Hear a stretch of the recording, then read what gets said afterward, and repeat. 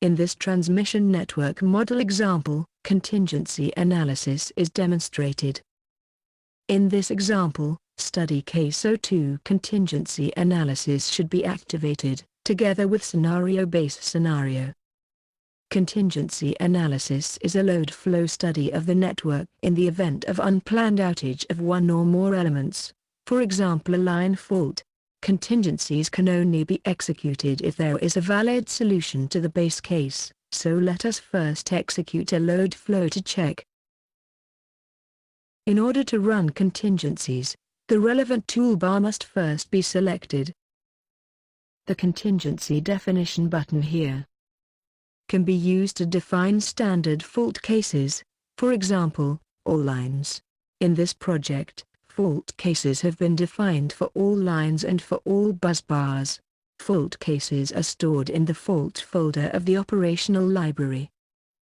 It is also possible to create fault groups, which are groups of shortcuts to fault cases.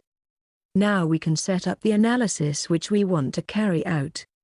There are three main calculation methods. The first is a calculation using a full AC load flow. The second is a fast DC calculation, which calculates active power but uses nominal voltages.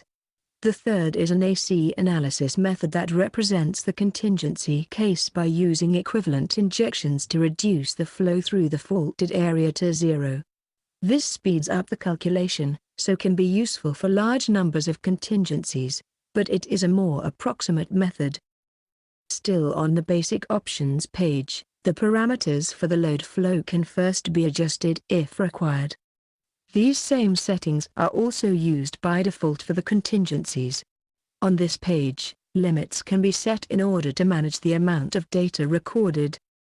Contingencies are selected using the Add Cases Groups button. We will select the group of line faults. Now the analysis can be run. Look at the grid graphic, which has been colored according to high and low voltage and loading. Elements on the graphic are each colored according to the highest loading or largest voltage violation for that element, taking all contingencies into account. However, the results displayed are those of the base case. Standard reporting scripts are available via this button. There is a range of different reports. Here we will select just the loading violations, and execute. To see the relevant elements in the network, the mark-in graphic function can be used on overloaded components or contingency cases, from the report.